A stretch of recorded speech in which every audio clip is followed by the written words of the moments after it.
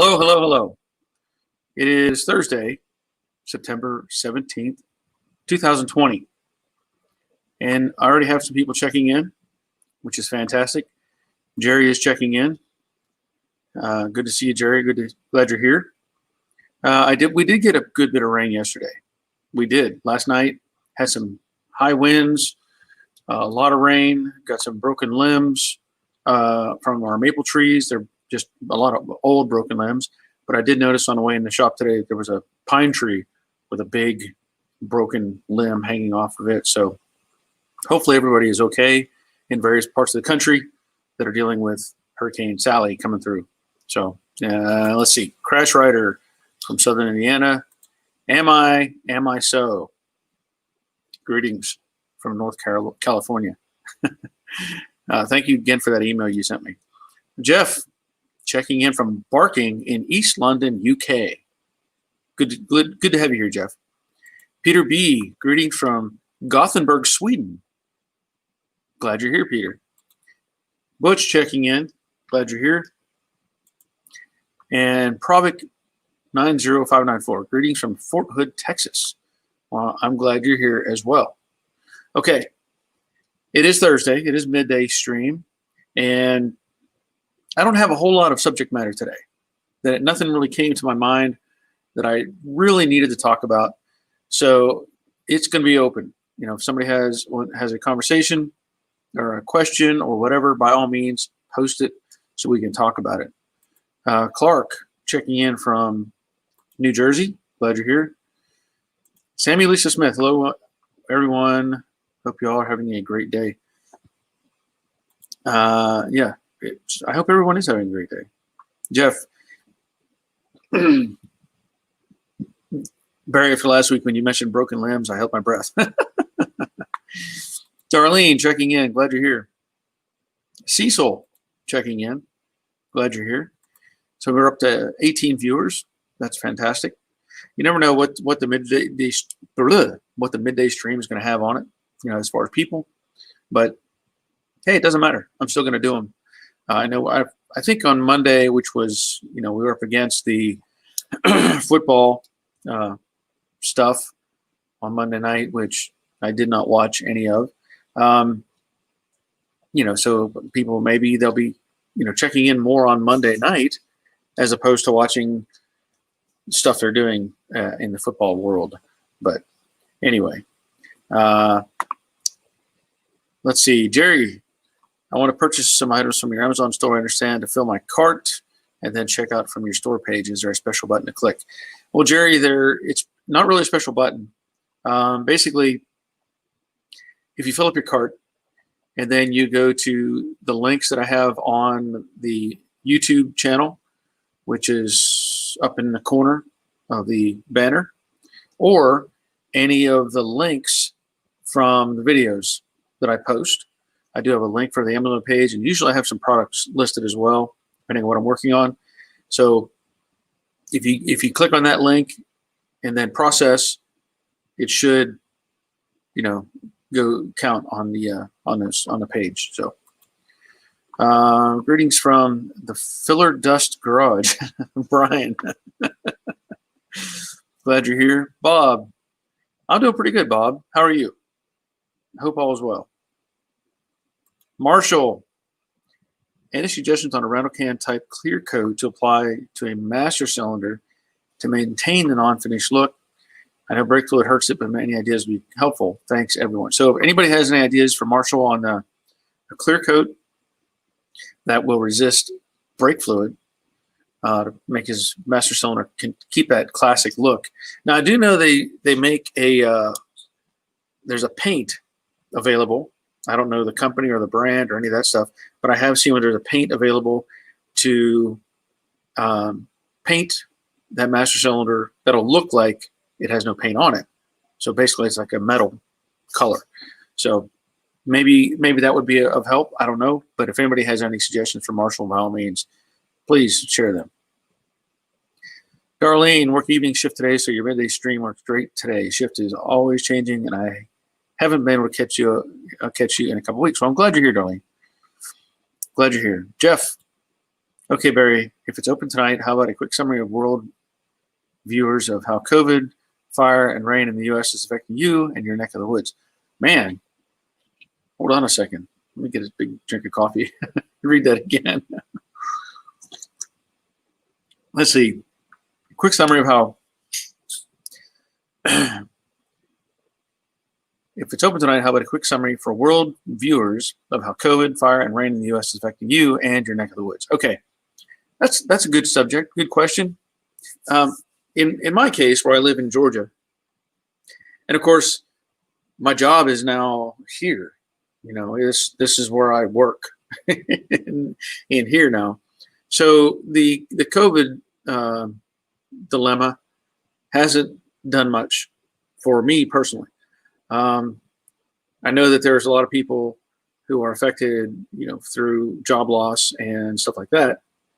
My oldest son being one of them, who lost his job. He's a mechanical engineer, and he was let go from his company, I guess about a month ago now, somewhere in that range. And you know, as far as that goes, that's affecting him and his family.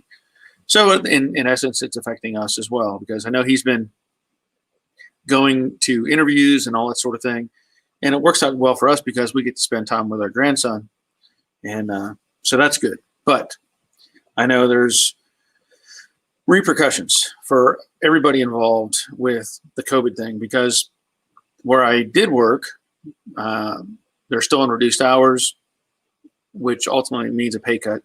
And I think they're looking to change the pay rate, I think, by at least 15% reduction. And from there, I don't know anything else as far as that goes. But otherwise, you know, the you know, going to the store or getting gas or anything like that really hasn't no effect on us. We wear our masks and try to be polite with that, but that hasn't been an issue. Now, fire and rain, well, fire is all on the West Coast, where all the left side of America, for the most part. And there's been a lot of speculation that a lot of these fires were started by people on purpose, you know, just because they hate America and they want to see it burn. So that's about as far as I can go on that. But that's speculation, and that's what's going on out there. And as far as the rain goes, well, we're pretty good. We haven't had, you know, we had some heavy rains yesterday. Currently, it is very misty. It's not raining. It's just I guess in the UK it would be a heavy fog, right? Where it's so thick you just get damp by going outside. But that's what we're dealing with right now. Otherwise, you know, things are pretty good.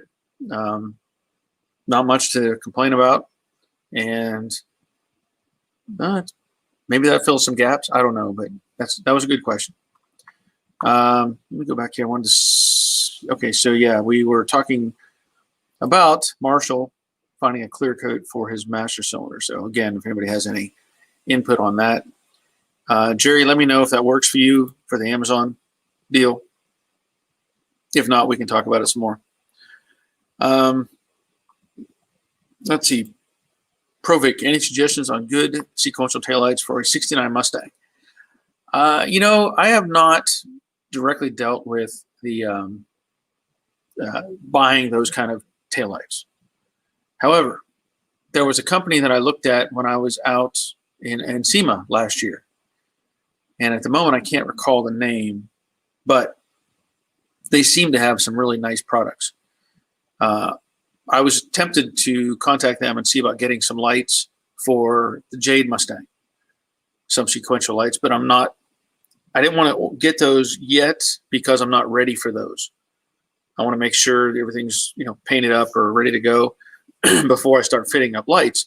So if I tried to order a set of those lights, they'd be sitting in a box for who knows how long, and I just didn't want to do that. But if you look them up, I want to say it's something Pacific.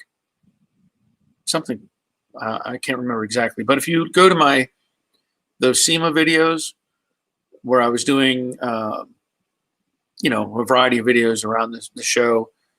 I showed some lights, and they had, let's see, sorry, I'm looking at Jerry's response, but it looked like they had a really great product that you could actually modify to whether you wanted it sequential or standard or whatnot. So I want to say something Pacific, but I can't remember the exact name. Jerry, I tried to order an item. No luck yet appears when I go to your store page, and I check you by my normal process. And I check. I don't know, Jerry. I know that typically what I've learned or had people do is they would fill up their cart and then click on, you know, my links to get you to the Amazon page, and then just do a checkout. I don't think it matters, you know what? Well, I don't know for sure, but that's what my understanding was. That load the cart and go through the link. So hopefully it worked. I don't know. Jerry, yes, CJ Pony does offer sequential taillights. I think he was looking for a direct recommendation.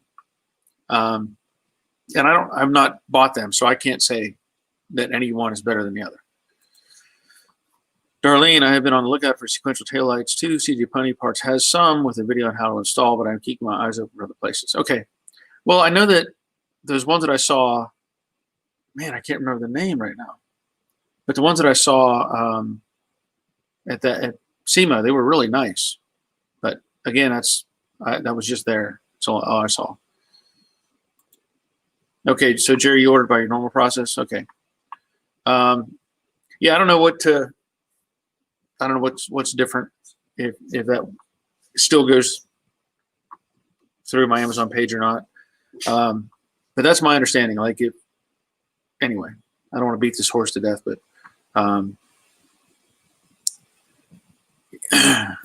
old crony checking in. You know, Jeff, I actually thought about that. And I didn't want to be, I don't know. I didn't want to. Yeah, United Pacific. That's right.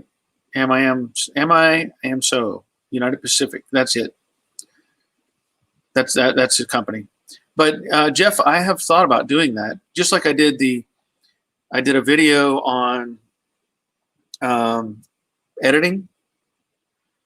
I could do that same idea with doing different functions as far as the Teespring or Amazon or Patreon, stuff like that. So I thought about doing that, and maybe I need to, but I didn't want to like be, I don't know.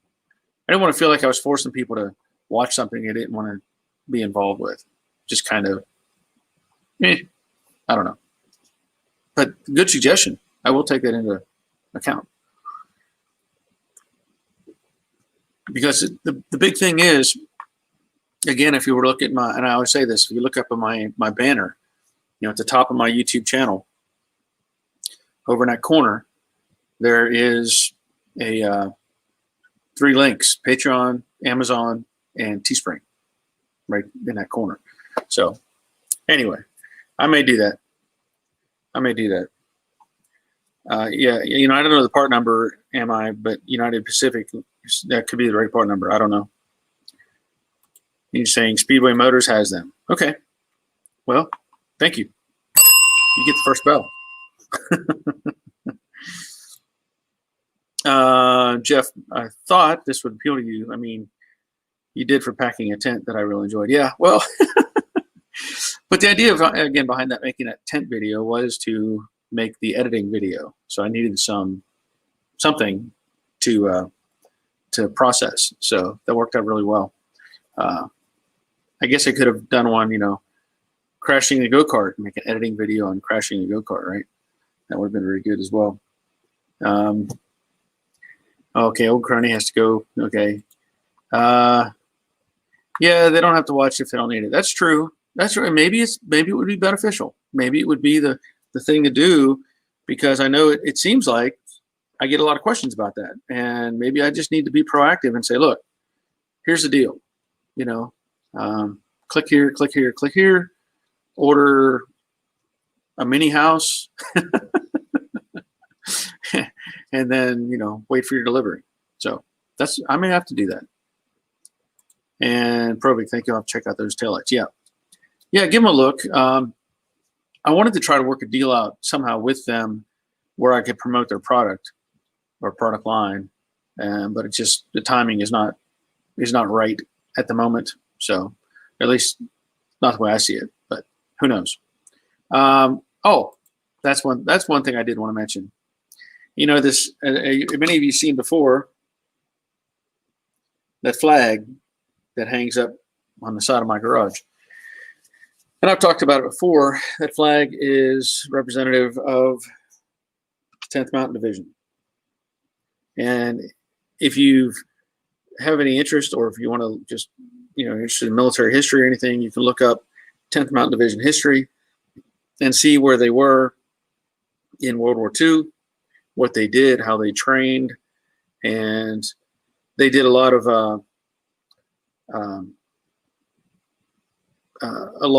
mountain training, skiing, all kinds of stuff. Well, the Army deactivated that unit. Well, they put the unit together specifically to fight in World War II in Italy, and they did their job and served the country. Well, when they disbanded the 10th Mountain Division, where all those guys came back from war, basically that's how the ski industry started in the United States, because all those guys have been trained skiers and they had surplus equipment, and these guys decided, well, you know what, we want to keep skiing.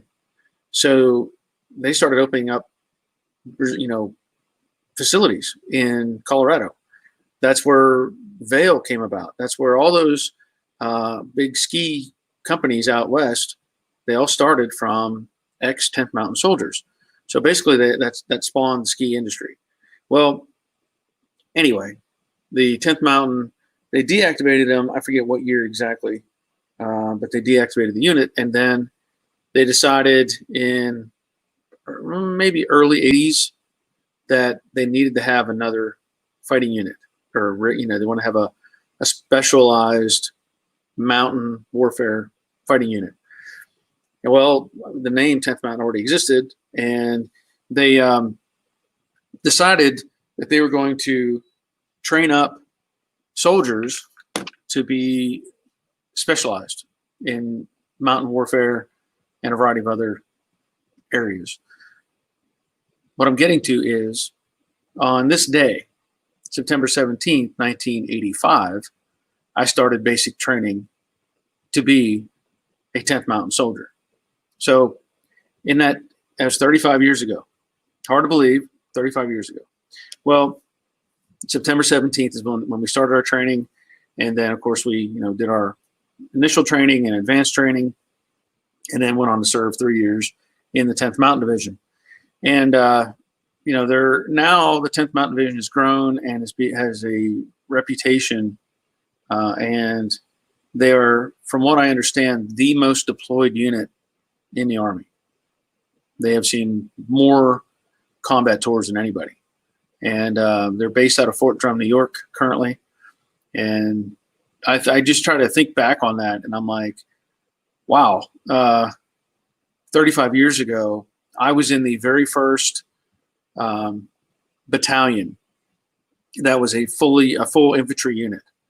So they had 2nd Battalion, 14th Infantry Regiment, and then they had 3rd Battalion, 14th Infantry Regiment, and they had two, they became, well, that was the first full infantry units for the 10th Mountain Division. Now they had other areas that were set up prior to that, but those were kind of like in the support realm of the infantry divisions. So really interesting. And at the time, I did not know what I had signed up for. To be perfectly honest, I knew that when I just turned 18 in May of 85. And I decided that I needed to get out, needed to go do some things in the world. And so anyway, I went to sign up. Me and a friend signed up for this, and we didn't know what it was about. We had no idea. And what we found out later was the idea behind the 10th Mountain Division. It was meant to be a light infantry unit. And when you say light, they actually spelled it, I believe, L-I-T-E. But light meant that you carried everything you owned on your back. There was no. You weren't out there riding in vehicles. You weren't out there being, escorted around with equipment. You took care of yourselves and had everything on your back. Well, we didn't know any better. To be perfectly honest, none of us had a clue what we were doing. But they trained us, and they trained us hard, and we were trained completely differently than basically the rest of the Army was training. And they taught us that. Well, we were cohort unit as well, what that cohort means is all the guys you started with in basic training, you stayed with throughout your term. So all those guys that I served with, we all look at each other directly as brothers in a sense, because we didn't know that other Army units didn't do it this way. There was always a shuffle of people coming in and out of different units. So you didn't stay together in the same location, in the same barracks. Nobody did that before. So it was really interesting. We also, as a side note to that, because we had to carry everything we owned, we did field exercises. Oh, let me back up just one step. We did not know that they were recruiting people specifically from mountainous regions of the country. Now, we had people from California, New York, Pennsylvania. Almost everybody came from the north half of the United States to be in this unit. Nobody understood this till later on, that they were trying to find people who were already kind of in that mindset or in that, built to be in that, grew up in that environment, let's say. So anyway, we trained all over the place. We trained in the jungles of Panama. We trained in Alaska. We trained in the swamps in Florida. We trained in Death Valley. We trained in Norfolk, Virginia with the Navy. We did air assault school, airborne school. Although I didn't do it, a lot of us went through Ranger school. So a lot of us are just, connected from that sense of being together for that time period. And it's really, it's kind of interesting. I mean, again, I say it's interesting, and it is, but maybe more interesting to me than to you. But we used to do bivouacs. We'd go out to the field, and I can tell you this for a fact. My first full year in the Army, in 1986, we spent 268 days living in the woods. 268 days living in the woods. That was the norm. We would go out. This is why I was saying we trained differently than anybody else. We would go out for 3 weeks to a month at a time and just stay out there. And we weren't allowed to have field jackets. If you look at Army issue equipment, we were issued field jackets, but we weren't allowed to wear them because it was excess weight. We were issued sleeping bags, but we weren't allowed to have them because it was excess weight. So we did a lot of stuff where it was in basic BDUs, battle dress uniform, fatigues, and we would wear like long john stuff underneath. And then our field jacket had a liner that you could put inside, go inside the jacket. But we weren't allowed to have the field jacket, but we could have the liner as long as we wore it under our shirt. So we had to, had that. Now we had gloves, and we had, hats and, cold weather stuff from that aspect, but we never had, that I recall, never really had cold weather boots. We would sleep on poncho liners and ponchos. You would get a buddy, and you would take a poncho and lay it on the ground, and take a poncho liner, which is a thin blanket, and lay it on top. And then you'd set another poncho liner and then another poncho, and you would tie them together and create like this really big 2-person sleeping bag. And then two of you would crawl in there and keep each other warm. that was you know, a good way to know who your friends were. And you had to learn to be friends. You had to learn to be, you know, brothers in a sense. And it was a challenge. It really was. But again, we did not know the difference. We thought all of us were in there, but we had never experienced the military before. So we always thought that this is how everybody does it. We thought that was normal. I mean, it wasn't normal at all. But anyway, I'm just kind of rambling about it. But let me see what the comments are.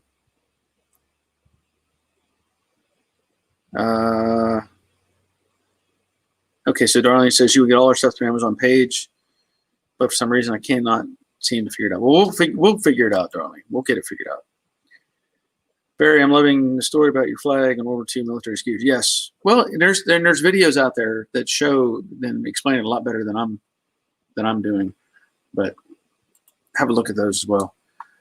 The plain way. My son watched the editing video you put out. He learned a lot. Thank you for making that. Well, you're welcome. You're welcome. Jeff, Barry, I was only thinking during the week about how unique to the U.S. drag racing is and its hot rod origins. You know, that is very true. I'll give you a bell just for bringing that up, because that is very true. You know, in fact, a lot of that, again, goes back to World War II. A lot of that. Because you had these guys that suddenly had adrenaline from war who were looking for the next thrill. And racing seemed to fit that need for them. So a lot of that, I believe, has to go back to, again, to World War II. So good point, Jeff. Dave and Cheryl, hi, everyone. Checking in before going to work, needing to get more sheet metal for the Stang. Big thumbs up. Thank you. Appreciate that. Jorge, checking in from New Jersey. Glad you're here. Probic. I see their patches still. I'm currently in the Army station in Fort Hood currently. I mean, I don't need welder machinist in my spare time working my 69 Mustang. Well, thank you for your service, Probic. Thank you very much. I appreciate that. Jeff, the plain way, check out Barry's split aircon install video. This was very useful. Oh, the air conditioning? Yeah. Yeah, thank you, Jeff. Darlene, holy crap, basic BDUs and liners. Dude, yeah. Yeah. Darlene, now you know I was pleased to see you on tonight. Okay. Sammy Lisa Smith, got to go, friends. Time to close down and go home. Well, have a good night. Have a good night. Be safe. Cecil, you're glad. I mean, you're glad. Thank you for the awesome history of the 10th. I was reading through the other statement back there. Sorry. Yeah, it's a really neat history to the 10th Mountain Division, and you know, anyway, got to go. See you later. All right. Well, thank you for being here. Now, as far as other things going on, just some random thoughts. I have finished up welding in the passenger side seatbelt assembly, you know, all the pieces for the Brooklyn Pony on the passenger side. And I've been cleaning up little odds and end things that I need to get done. Like I finished up the driver's side apron piece, the filler piece that I had to do a couple modifications for it, just like I did on the passenger side that I made a video on. And, you know, just trying to get whatever little things done that I can. And, you know, that's the way it is right now. I do plan to probably make another video on Jade. Now, I've been in spare hours taking apart the doors and trying to get them cleaned up so that I can get them in epoxy and get them ready for primer and all that sort of stuff. So the doors are recently, you know, pulled the glass out in the vent windows and, you know, trying to get stuff cleaned up. Now, of course, I still need to remove the little data plate that's on the door, which is not a big deal. I don't want to have that. I don't want to tape around that. I want to remove that and reattach it with the rivets. You can buy the rivets to put them back in. So I will do that. And I'm trying to decide on what I want to do on the inside of the doors as far as treating them or coating them.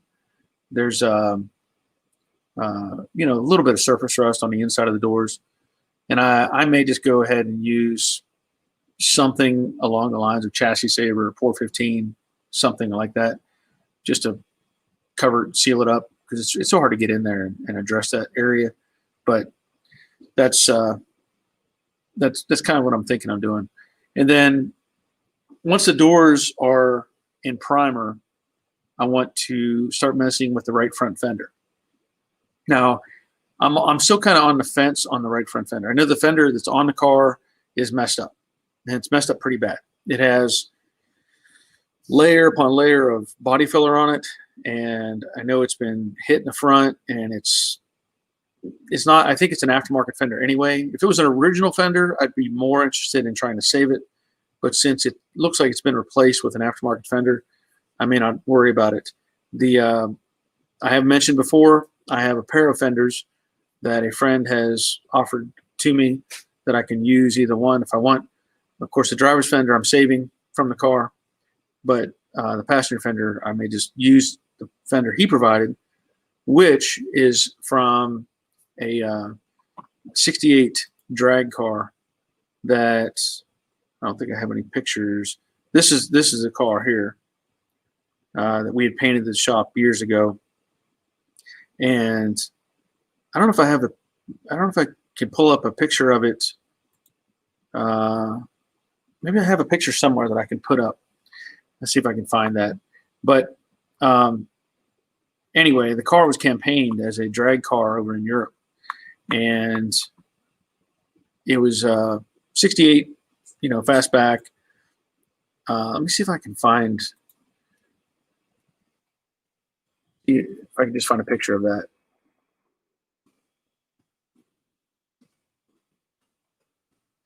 Maybe, maybe not. I don't know.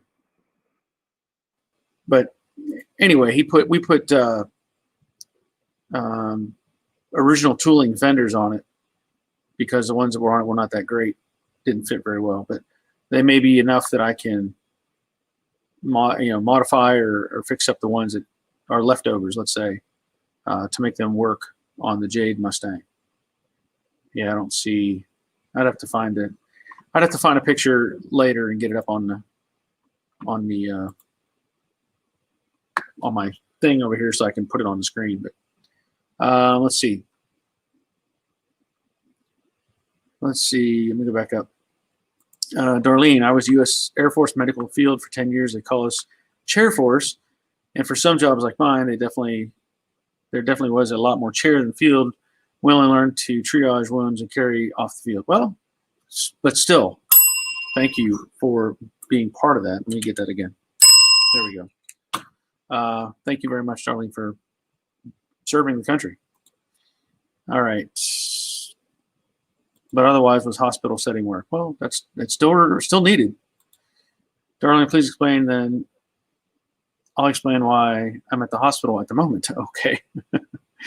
Well, I think you're picking up your wife. I think. Brian, ever used the Evercoat polyester glazing putty, Barry? This stuff is great. No, I have not used the Evercoat brand. I've used Dolphin Glaze, but for the most part, I haven't really had to use glazing putty. I know with the Rage Ultra, I've had great results with that, so I haven't really had to fight with coming back and redoing stuff. Clark, 11 Charlie, cohort Germany. I always wore buds with the old rain jacket with a field jacket liner sewn in, Matterhorn boots. Yep.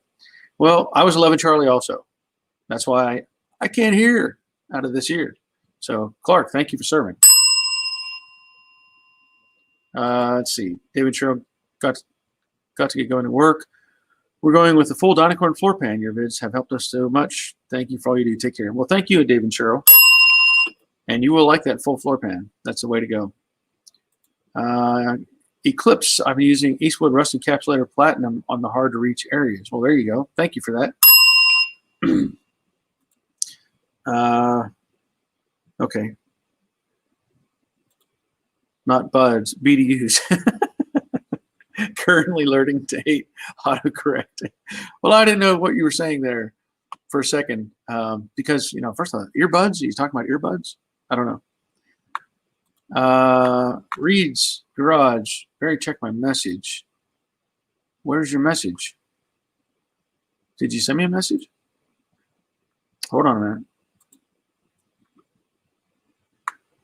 Where? I don't know where it's at. Wait, let me see if I can find it now. Because sometimes I lose. Where did you leave a message? Because it's not on the chat box on the side. You sent me an email? Because it's not coming up. I don't see it. Nothing. Did you send it to this email on the bottom of the screen? joedaddysgarage@gmail.com. Because I don't see any, unless I'm missing something. I don't see any fresh emails.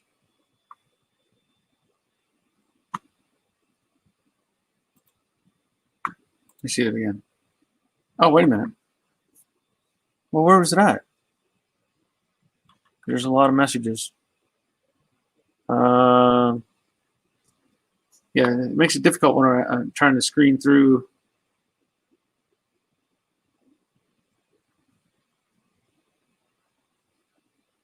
Well,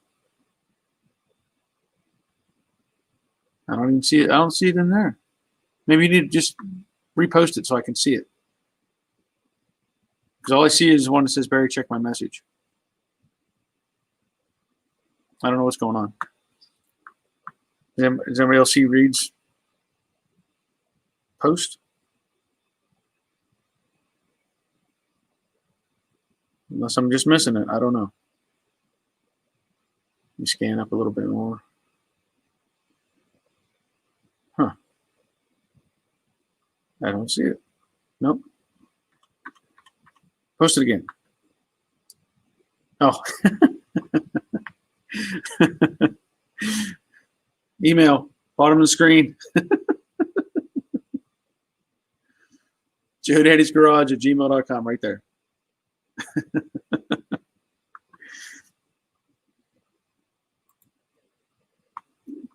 You gonna get on the screen, on the chat, Jeff? Let's see. Eclipse, how are you getting the rust encapsulator into those hard to reach areas? I am wanting to get into my door shells.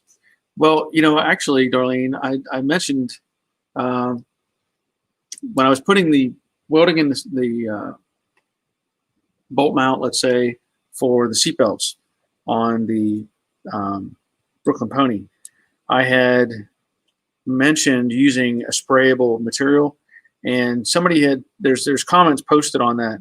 And in fact, I just ordered a kit from, well, it's from Amazon, but it's Eastwood, and it's a plastic nozzle or plastic hose with a tip on it that sprays out in a fan pattern that I want to coat the inside of those rockers with.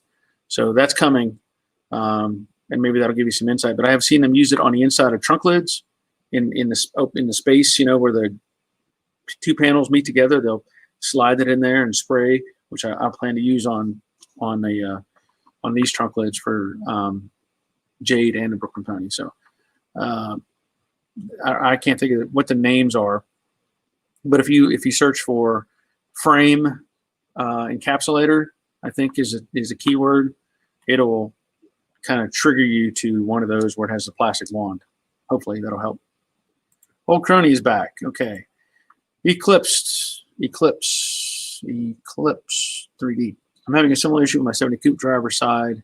Had an accident around the side cowl. Driver's fender is not original, but not aftermarket. No holes for fender badge, but there's a fit issue too. Yeah. Well, if it had a hit on that side, that's a tough area to address. That is a really tough area. In fact, there is on Facebook Marketplace, there's either a 65 or 66 Mustang for sale right now. It's white. And I think it may be a 6-cylinder car. From the side, it looks really nice. And then you look at it from the driver's side, and it's hit right on the A-pillar. And the guy's trying to sell this thing for like $3,000. And I messaged him once or twice, and I'm not going to pay that much money for a car that needs some serious framework to get it straightened back up. I guess it's Reeds, one of the two. I don't know how you would say that, but tell us more about how did you started your career on cars. Well, I've mentioned this before, but I'll talk about it. My dad had a junkyard growing up, up in Pennsylvania, and I grew up with cars all around me, thousands of cars. And over the years, taking cars apart, putting them together, salvaging, crushing, whatever, I got a lot of just first-hand knowledge of how these cars are built, how they operate, stuff like that. In fact, I've mentioned before, I used to do like my own crash investigation. Whenever we'd get a car and it was wrecked, I would look at it. As a young kid or young teenager, I would look at the car and see how it was hit, and kind of visualize what happened. How did it hit the other, whatever, another car, what did this action cause, all those sort of things. I was just very naturally curious about how the car either stayed together or came apart or whatever. And so in seeing all that, all those years, I really just kind of hung on to that knowledge, I guess. But from there, my dad had a junkyard. I went in the military. Then I went to school for aircraft maintenance. So I'm a licensed aircraft mechanic and specializing, I guess, in sheet metal. But while I was working for the airline, I was also working on cars. So me and a buddy we would build cars together, basically. I would do body work here at my house. We would take it to his house, and he would paint it, put it back together, and then we'd, make a little money off of it or whatever. Eventually, I turned into a full-time body shop business that lasted about 7 or 8 years. I really don't want to go into too many details on that, but I ended up with a very short end of the stick when it came to the business folding. And from there, that's where I started doing YouTube videos for the body shop business. And then when I left the body shop, if you go back to, in fact, about this time in 2013, when I started building Jade, that's whenever I had left the body shop and was just doing my own thing at home. So that's about that timeline difference. And then just, as over the years, I've just continued to learn and develop. And I went to school. I have a diploma, welding diploma, stuff like that. And so just a lot of experience from the junkyard and just having a desire to work on cars. So good question. Give you a bell for that. Or, hey, I purchased over $500 from Amazon this month. I hope you get credit for it. Well, if you went through my links, I assume I should. I hope so. I don't know. I don't know otherwise. It doesn't tell me who ordered what, or I just see the numbers. Rusty's Mustang Garage. Good afternoon. Glad you're here. Almost Friday. Yep. Eclipse. I'm using a frame rail tube cap. Frame rail tube cap. Okay. Old cronies. I was watching a review on the Marlin. Okay. Hunting rifle. Cool. Oh, for spraying inner frames. Gotcha. Okay, so you're saying frame rail tube cap. All right. Yeah, exactly what I use. Yep. Darlene, I missed a few videos. Got to catch up. Is it just the nozzle by itself? No. Well, yes and no.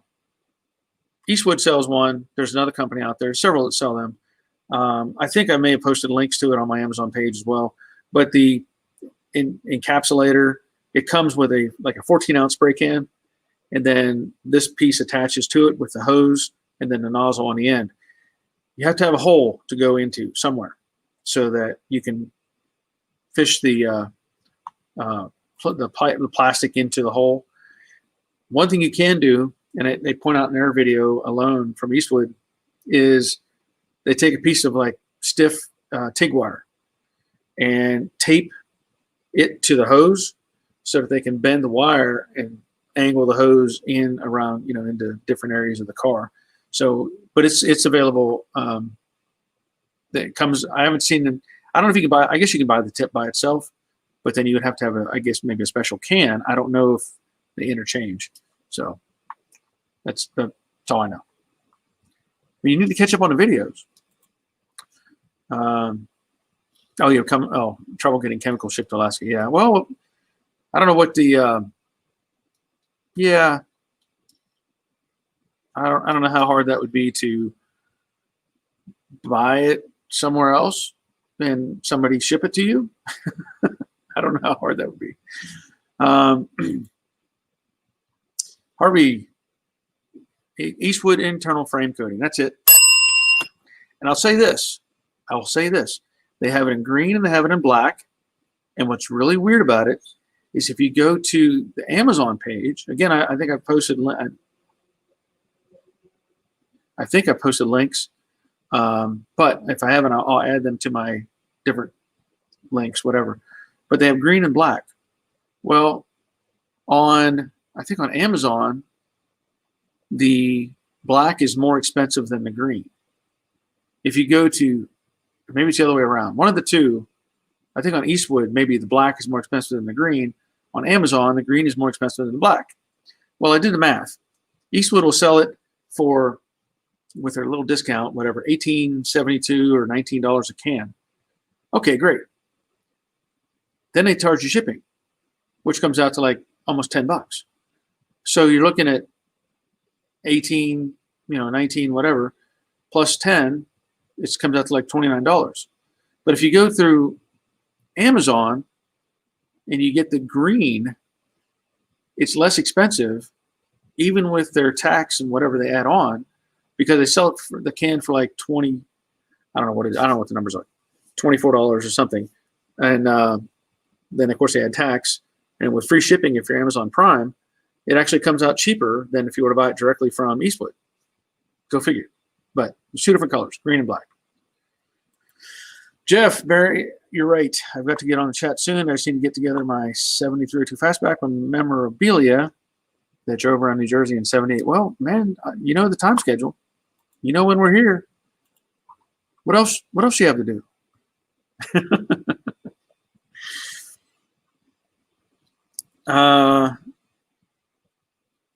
Barry, I was trying to ask you.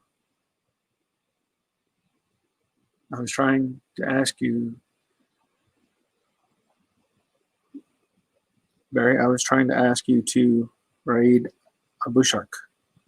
Okay. I guess I missed. I don't know if I answered. I hope I answered the question you had, Raid. I hope so.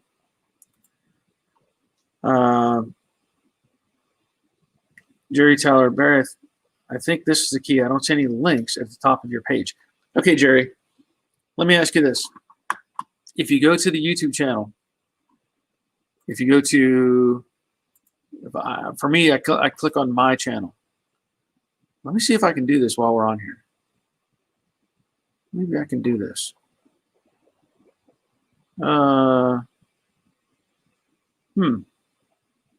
Maybe.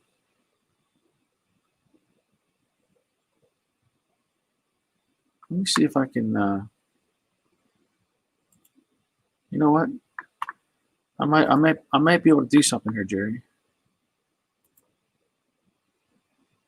Hold on a second. I'm going to be creative.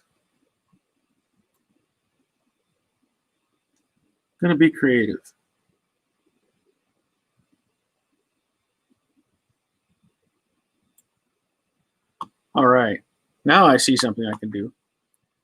Let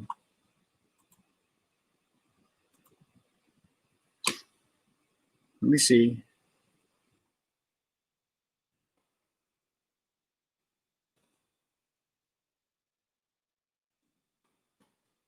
Okay. we're going to try something here because I really do want to get this, have this to where people can see this. All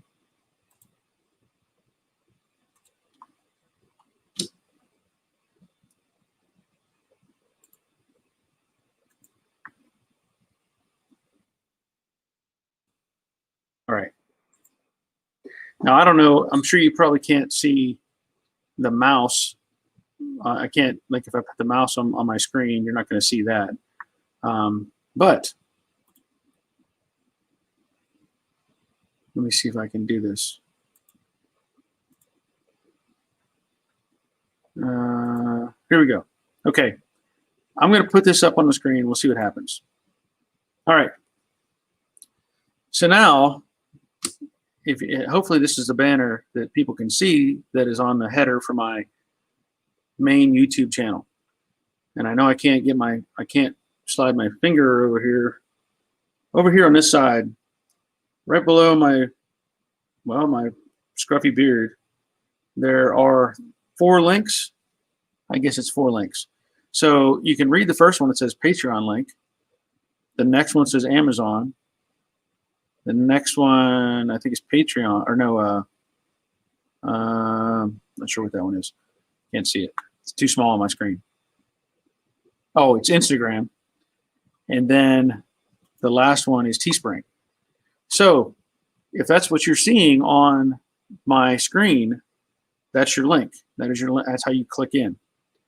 And then you should, like I said, you should be able to fill up the cart and then click on that little Amazon icon and take care of it. So I'll leave that up there for a second and let me look at some of these comments.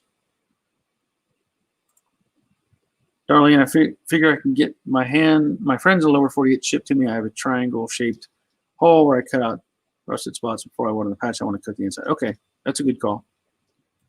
Jeff says, Barry, I'm not yet retired. Need I say more? Yeah.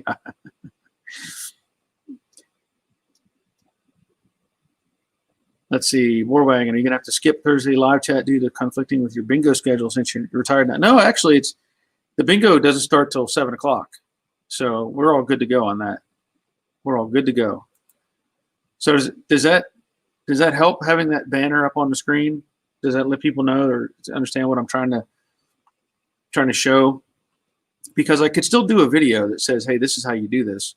But I'm just kind of curious if that is helping, because I don't know what else to do besides do a tutorial. And let's see if I can pull that off there. Anyway, okay. So let me know if you think that was practical to show that, because like I said, every time I talk about it, there's a little banner up there that shows you the links. So I don't know.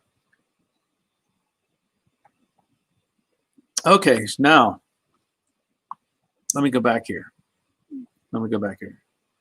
I put the banner up so that people can see where the links were on the YouTube channel for the Amazon and Patreon and all that stuff.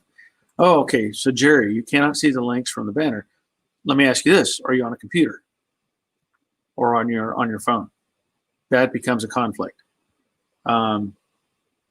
Yeah, my screen looks different because I do almost everything on my phone. That is probably the biggest holdup. Is I don't know how to make it work from a phone. I haven't tried to do that. And I don't know if it's possible to do that. I hope it's possible, but I don't know for sure. And Jerry, like I said, if you're on the phone, that's probably why. The other thing is, I've heard people say that they had to like sign out from their computer, or like sign out of YouTube and then sign back in, because it's like if you just leave it on all the time, I think somehow it deletes them. But maybe you could try that and see if you can't close out the window or sign out of YouTube and then sign back in, and then go to my channel and see if it comes up, because I've had people tell me that before.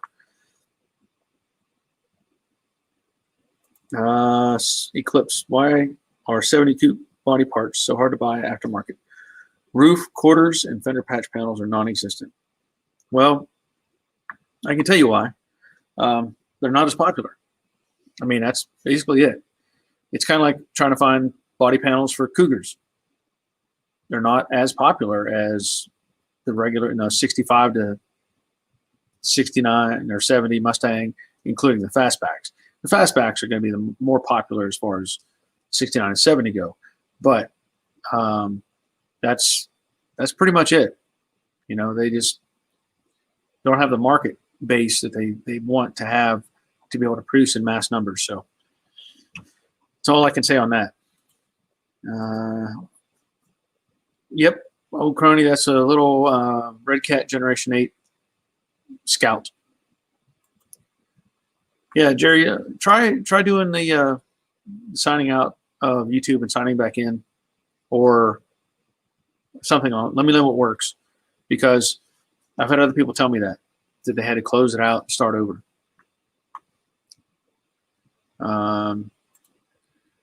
Darlene, I have the same problem with my 66 coupe.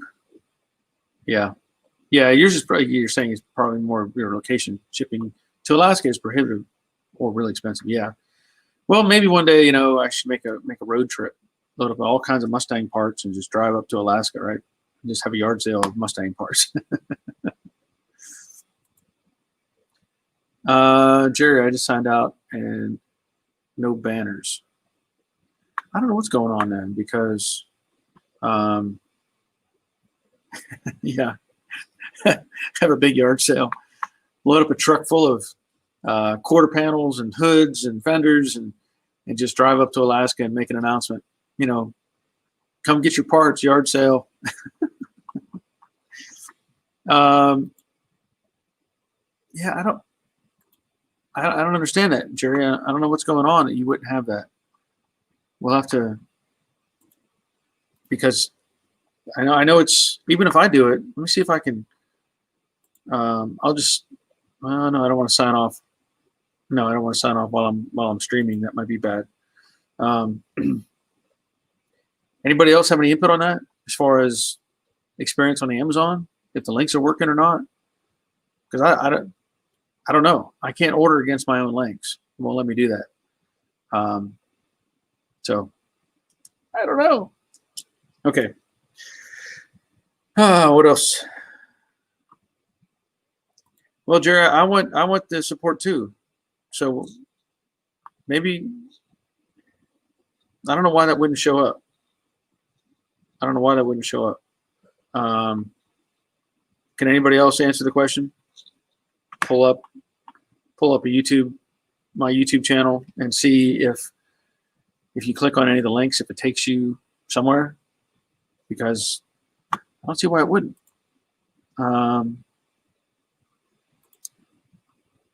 Because I know for me, I can hover over those, and if I click on Amazon, it takes me straight to my Amazon page. Same way with the others. It has a little hand symbol with a finger on it, and it makes a little link underneath that says Amazon products I use. So I don't know. Darlene, I see classic Mustangs up here all the time in the summer. No more meetups due to COVID, though. Yeah, that's sad.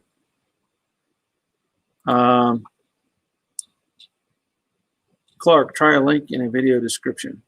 Okay. Yeah. Well, there you go. Try that, Jerry. Go to the latest video, because it seems odd. Something's not right if it's not working. But if you go to the latest video, and not the live stream, but if you go to, hold on a second, installing 3-point harnesses, and you look at where it says the description, where I'm talking about, or underneath the video, there's a box that has a description box. Okay. Okay, we'll go down to the description box and click on read more. because where it says this has been a concern for some time, I received a package, blah, blah, blah, and read through that. And then if you open up that box even more, it says read more, you'll see my Amazon page, Vinny's Air Basic Kit, Patreon link, and you can, those are all blue highlights that you should be able to click on and get straight to it. So try that and see if that works. Because maybe I do need to just make a how-to video. Maybe I should. Wouldn't take long. You know, I could probably even do it to where I sign out of my own channel and just kind of pull it up, see what happens. But that's the thing. If you can't go, and it's weird that those links aren't showing up, because it would appear that they're all working on everybody else, on the other channel or the other viewers. I haven't had any feedback from everybody else just yet. So except for Clark, who's saying that, you know, try the link in the video description. So give that a look again and see if that doesn't take care of it. And then below that is the Teespring link. So anyway, well, here we go. Michael Williams.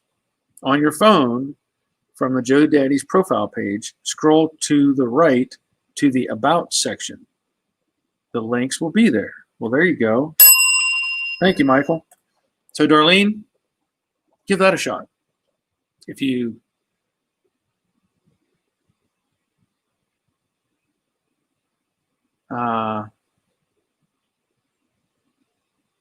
you see that, try to swipe it over and find the About section. Okay, Jerry, you're saying done that, and I see the links. However, there's no positive feedback. You're not going to get credit. What does that mean? There's no positive feedback? I don't understand, Jerry. However, there is no positive feedback. I'm not sure what that means.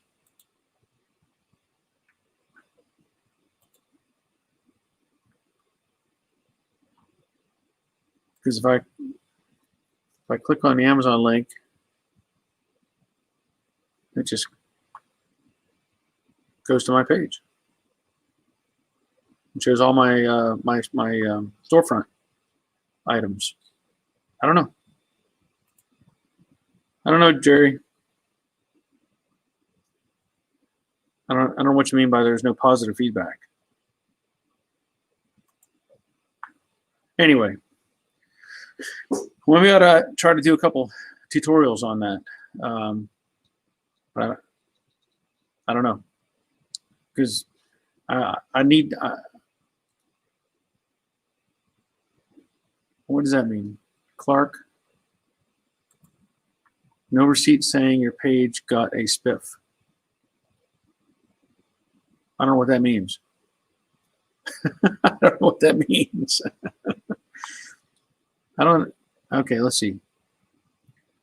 Old cronies. I am scouting the junkyard. Yep. Kim Kernicki, hi Joe Daddy. Really enjoy your live streams. Always entertaining. Please keep them coming. That's the plan. I check out the same way, and it's the same as I always check out. Oh, no confirmation that I'm getting credit. Well, Jerry, what we could do, just out of curiosity, I don't know that it will say that I get credit. I honestly don't know that it will still say anything. So I guess if you wanted to, let me see something. I can tell you that today, no, my records go back to 9/15, and it shows numbers like how many items ordered and stuff like that. It doesn't tell me who ordered what or anything like that.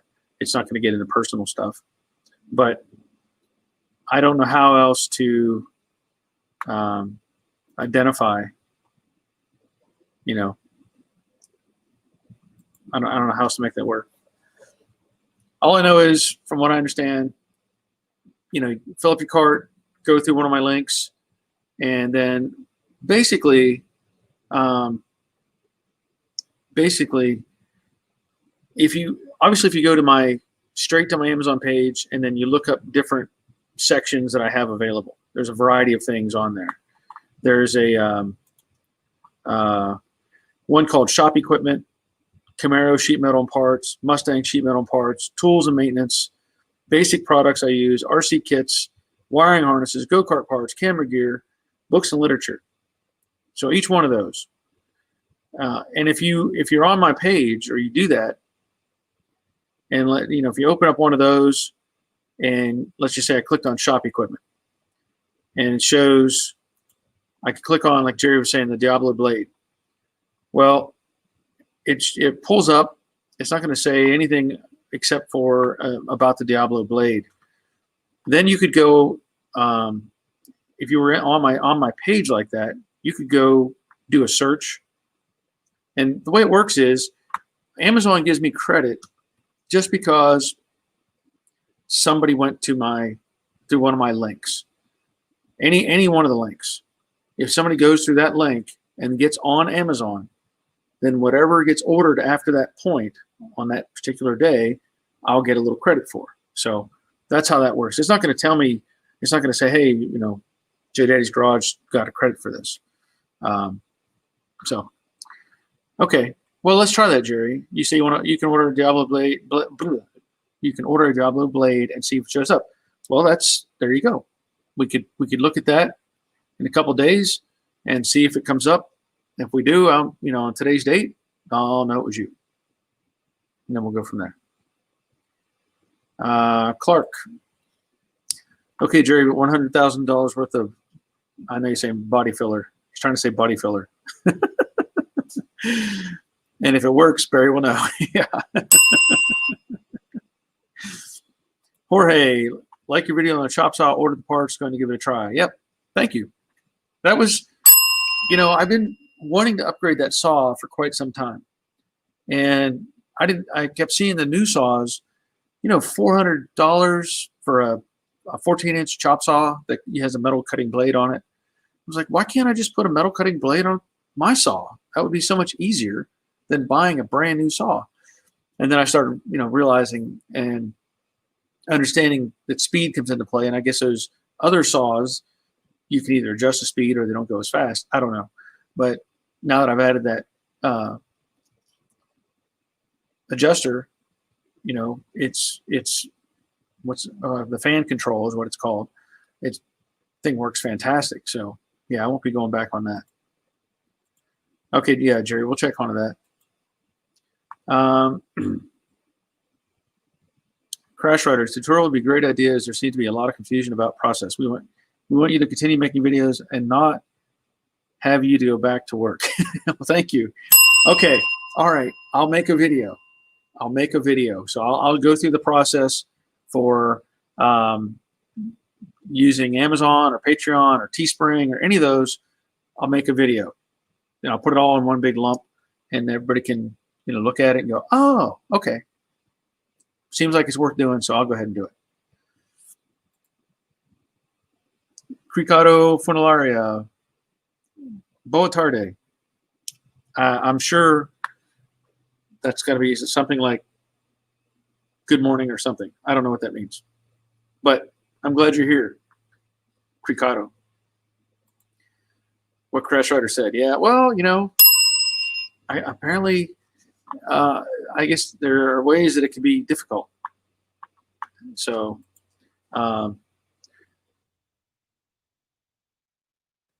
we tend to forget that there is technology has a kind of a mind of its own. Okay, so Bo Tarde is good afternoon. Well, good afternoon to you as well. I had to look up the translation on that. So glad you're here. Oh man. Okay. Let me go back to where I was, wherever that was. Yeah. Okay. All right. So I don't know what else is going on with everybody. You know, I know that I'll probably cut this one. I'll let it go about another 20 minutes, I guess. I think my wife is doing kind of her own thing in the house right now. That's a something to do with makeup. I don't know, something to do with makeup. And so I think she may be making a live stream video or something at this point.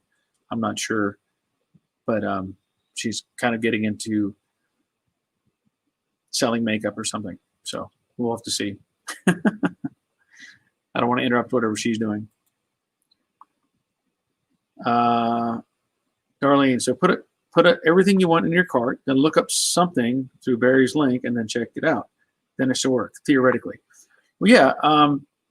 Well, basically, you shouldn't even have to look up anything. If you just click on my link, if you just click on the link in the box, it'll take you to the screen, to the Amazon homepage for me, and then you just go to your cart, and you can just empty it out. And again, it's, by my understanding, the way that it, once you're on there and you came through one of my links, then boom, then I get a little credit for it. Crash Rider, thanks for the upcoming video. I bought the Cobalt trimmer and blower combo, and my next person will be the Diablo blade. You should have been in sales. Well, thanks, Crash Rider. And you know what? There's going to be, I'm waiting for the weather to be just right. I don't want it to be, September's here and the temperature's dropping, obviously. At least here in the States, it's dropping.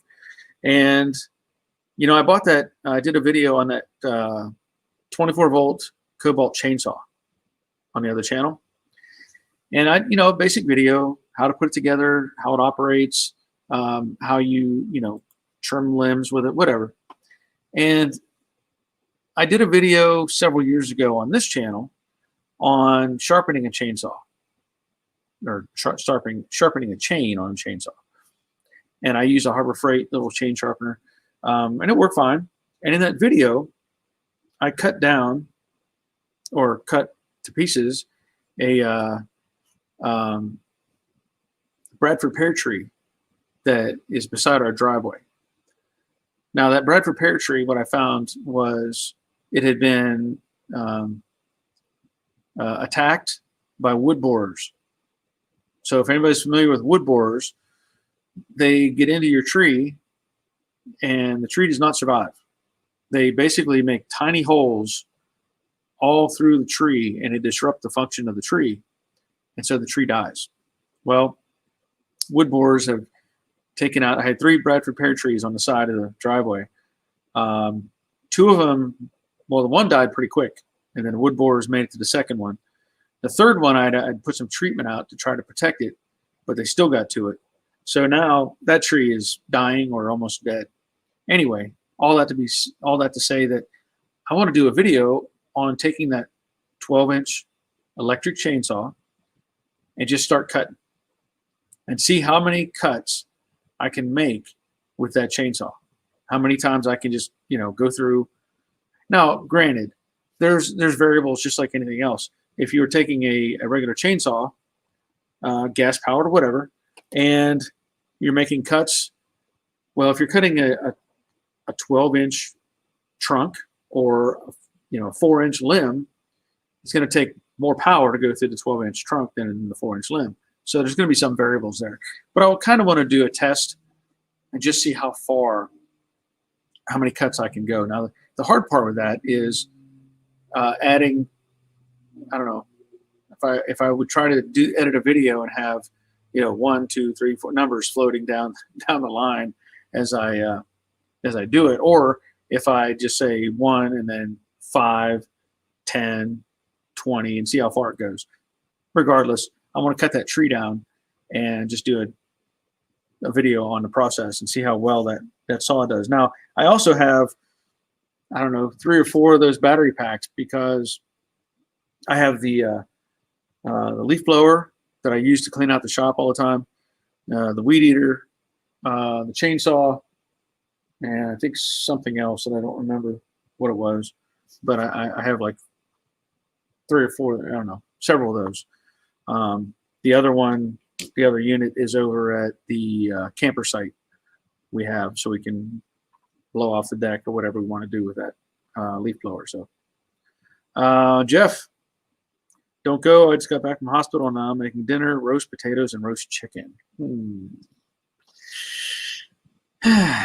Okay, man. And here I am eating peanut butter and jelly sandwiches. Come on. No, I'll drink my coffee. It's only, it's 4 o'clock here, so dinner will be later.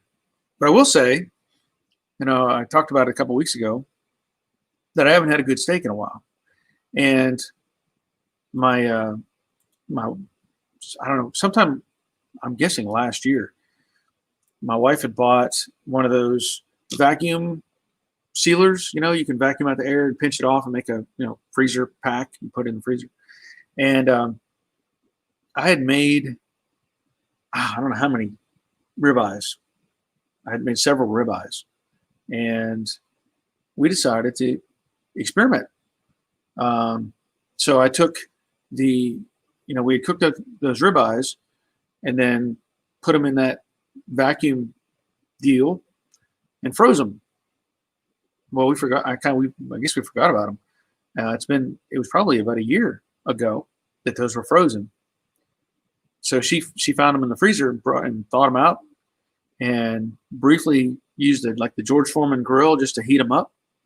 They were fantastic, just like they were a year ago. So I did get to have some steak, and it was a steak that I made a year ago. But I was against, or not really against, but wasn't too interested in those vacuum sealed things. And whenever she got the thing, I said, you know what? Let's make a video and put it on the workshop channel just to show what it is and how it operates.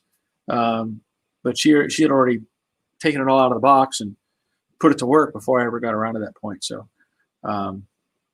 anyway, it would have been a good video, I think.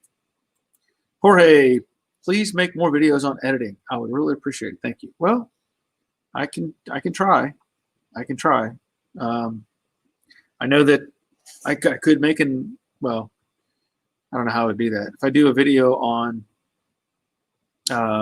getting to Amazon or various other things, I guess I could talk about it.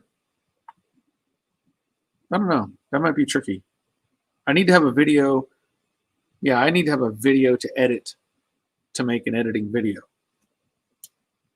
So that's the answer to that. Jeff, don't let me hold anybody up getting on with their day. Yeah, well, yep. Well, at this point, what I've done, for me today, I think I said earlier, I was taking apart 68 doors, and I learned something. So this is an observation that I did not even know, and I don't know why I didn't know this or why I didn't think about it. And I'll probably have to do kind of a video on the process. But the friend of mine who has a 68 fastback, he said, well, we're talking about pulling the doors apart, getting the glass out, all that sort of thing. And I mentioned about the weather stripping. There's like a fuzzy piece that goes on one side of the door, and then on the outside there's a rubber piece, weather stripping. Well, the weather stripping is held in with screws. The fuzzy piece is just held in by a clip retainer. And of course, if you put the window down, you can't take the screws out because they're covered up by the window. So normally when I'm doing something, I try to reverse engineer, let's say, how it went together. And there's something I didn't think about at all until he showed me. At least in the 68s. I don't know I'm assuming the other years, I haven't looked very hard. But in the bottom of the door, there's a rubber bumper that's a stop. So basically, here's like my GoPro. If you were to bring the glass down, it would hit that rubber bumper, and that sets it at the the lowest point to where it's flush with the top of the door. But if you take that rubber bumper out, then the door can go down in further till it hits the metal stop, and then you can access where those screws are. I did not know that. So this is something new I learned. So what I need to do is probably whenever I go to put this back together, is associate that. Talk about, you know, taking the rubber bumper out, putting the glass and stuff in, and bringing it down so that you can put the other pieces in. Because I don't know why, my brain said you have to put those pieces in and then try to put the glass in, which doesn't make any sense. But now I know.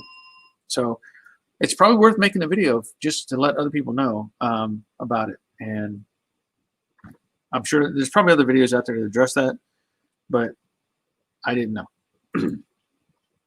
Darlene, we lost a few trees to similar up here. Our 100-foot pine in our front yard was lost to them. We could not take it down ourselves, though. Too near a school, park, and other houses. Had to call expert. 100-plus foot pine. Yeah, those little wood borers, and they're tiny. I mean, they're tiny little things. And I, you know, in my front yard, I have 3 maple trees and an oak.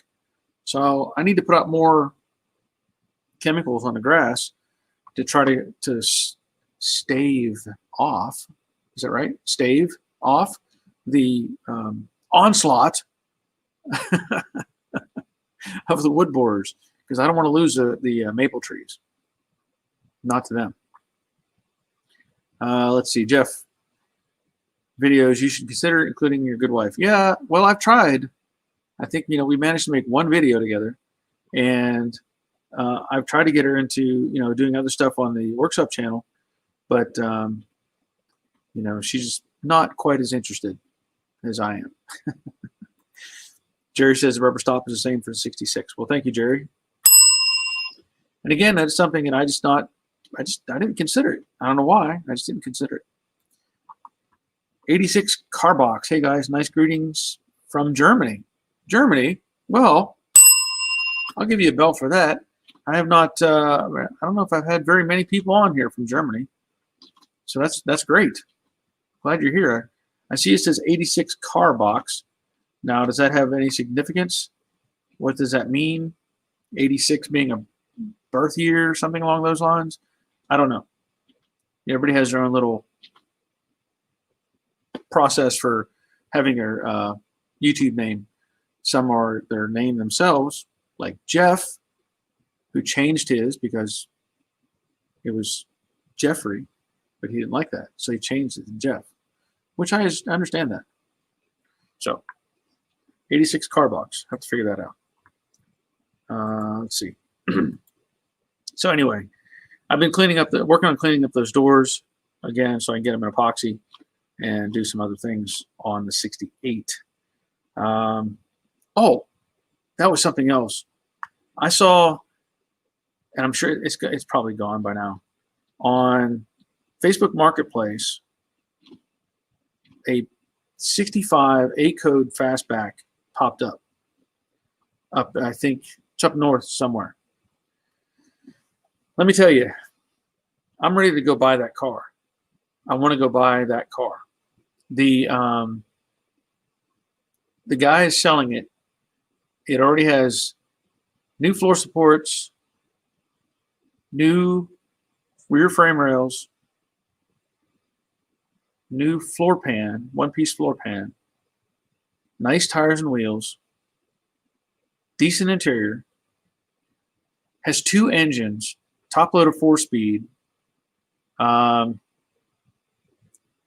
In fact, one of the engines is a 347 stroker engine with Dart racing or Dart cylinder heads on it. And really, I'm surprised that the car is even still listed, if it is, because they've listed it for $19,999 or something like that. If that's the actual price, there's no way that thing can stay on there very long. I want to go buy the car. I want to go buy that car. And it needs finished, put back together is what they're saying. The 2 engines are out, like I said, and to me, it's worth a lot more than $20,000 when you throw in the two engines.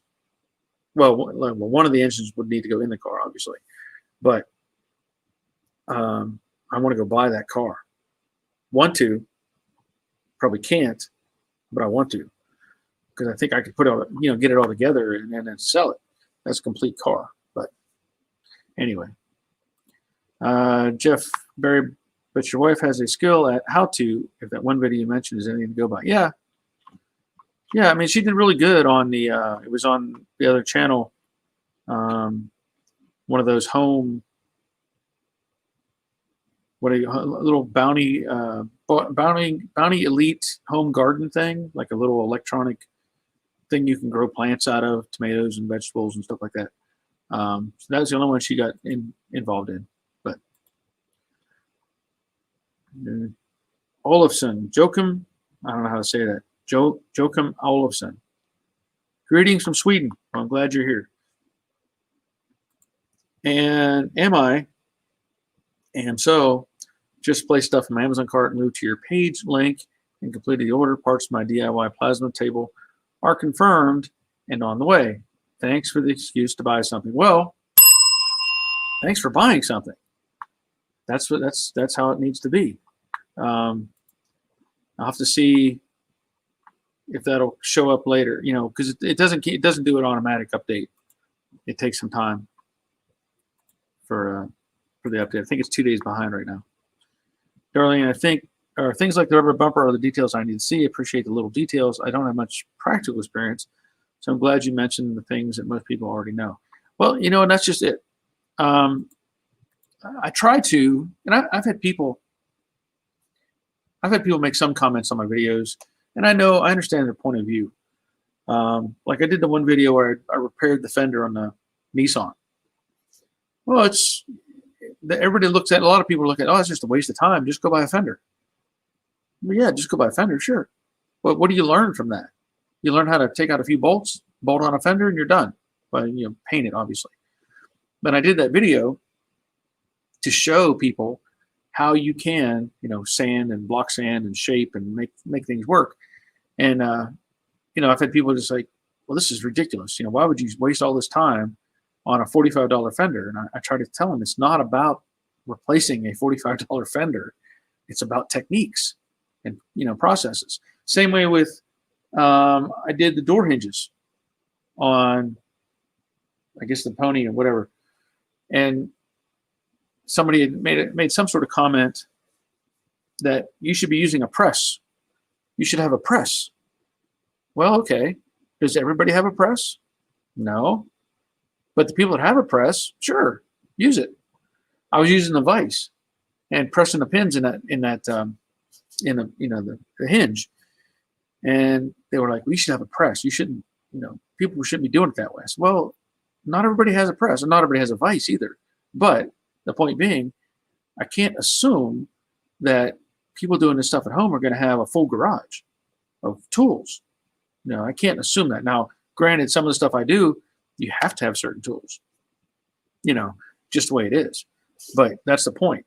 I try to emphasize the things for the DIY people who just don't have the information, So yeah, that's why I do that. Okay. All right. It is an hour and a half. So I think I'm going to call it a day. It's been great having everybody here. A couple names I haven't seen before. I should probably just go ahead and make a tutorial to put up on the page. And I don't know if I guess I could put it up on the Joe Daddy's Garage page. Just to help out and make things easier for everybody. But anyway, I'll be back on Monday night at 7, and maybe we'll have some people that want to get on the stream. Maybe not. We'll find out. But at this point, I'm going to call it a day and move on and see what my wife is doing in the house.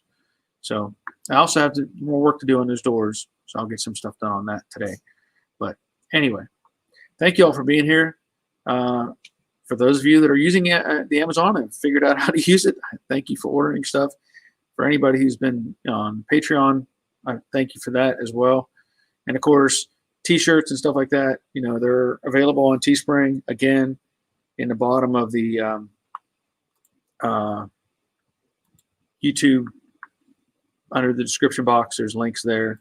So anyway, okay, all right. So Brian wants some good bodywork fun. Try block sanding a basketball VW. Yeah, believe me, I know how that is. Try doing it to a 35 Dodge truck, the fenders on that. Jerry just ordered Diablo blade. Okay. All right. Yep. Thumbs up, Peter B. Thank you for that. All the thumbs up help. Appreciate it. All right. Yeah. Thank you, Jeff. Glad you were here. So anyway, I'm going to call it a day. And again, everybody be careful out there. Take care of yourself. Take care of your families. And we'll be back Monday night at 7 p.m. See ya.